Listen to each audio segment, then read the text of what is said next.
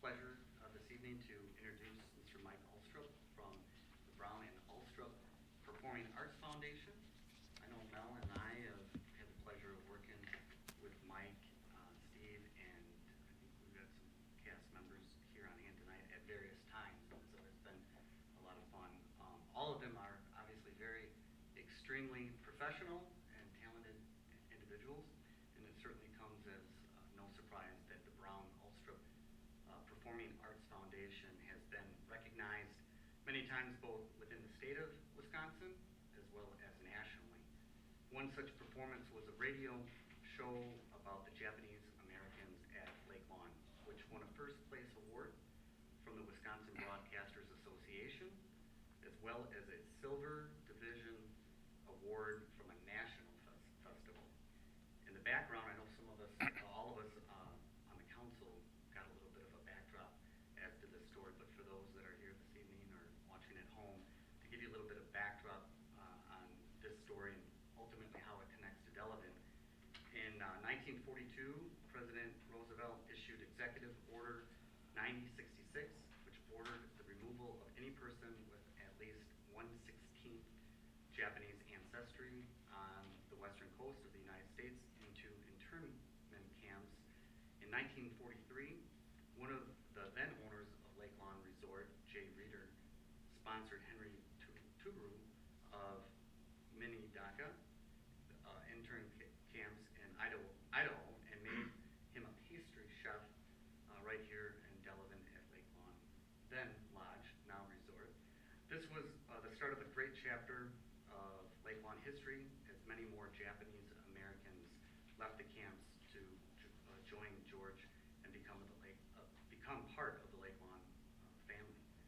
And certainly this story, no doubt, is an important part of Delavan's history, and one that today's citizens may have little memory of, or perhaps never knew at all to begin with. So thank you to Mike, Steve, and the cast for telling this important story. And at this time, I'd like to introduce Mike to tell us more and make a special presentation. Thank you, Mayor, and the City of Delavan Council members.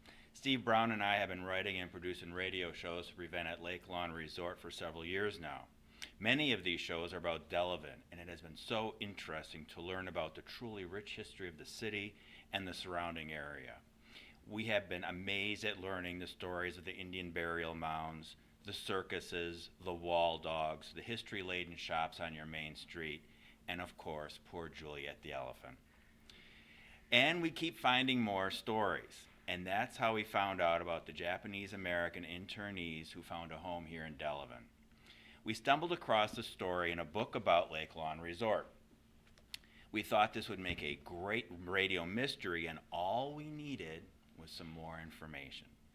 We searched everywhere and talked to anyone we could. We found nothing on the internet. I contacted Ryan Schrader, and he checked, and the Lake Geneva Genealogical Society, and they checked, and again, nothing. I went through the phone books and voter lists and looking for the 8 names: Tsuru, Kasaguma, Nomura, Yashikawa, Yamabe, Wada, Inoue, Suzuki, and Mitsuguchi that were listed in the book, but again, nothing. It was truly a mystery, and oh, by the way, we had a story to write and we were on deadline. So yes, in this 21st century, when we go to the internet for everything, I resorted to go to the library.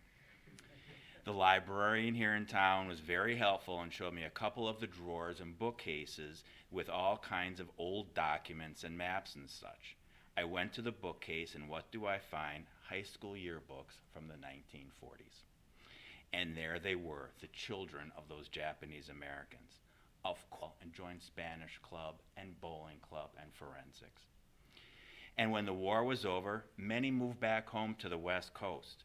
And those who stayed in the area went on to school in Madison and Milwaukee and got jobs in Chicago, just like so many small town kids moved to the big cities. What came through in the yearbook entries was that these families were at home here. They loved their lives at Lake Lawn, and they loved living like any other Americans. This is certainly a story about these people, but it's also very much a story about the people of Delavan and of Lake Lawn Resort.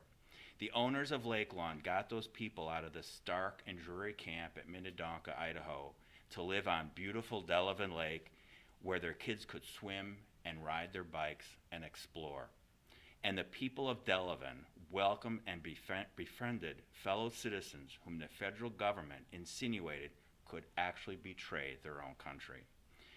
That was the mystery that made up our radio show, and we uncovered the real people and their story at Lake Lawn in the City of Delavan.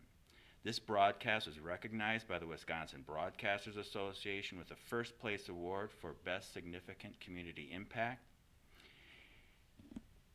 Steve Brown and I would like to present those awards to the city and to Lake Lawn Resort. With that, I'd like to ask the mayor and Alderman Schrader and Dave Sakaris of Lake Lawn to come forward and receive these awards.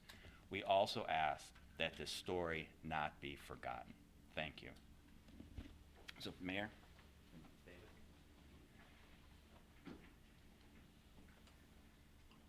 Ryan.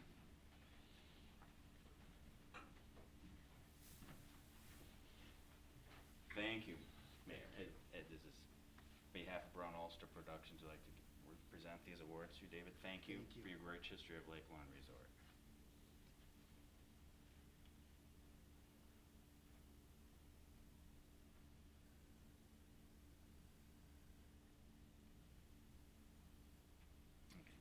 Okay. Good night.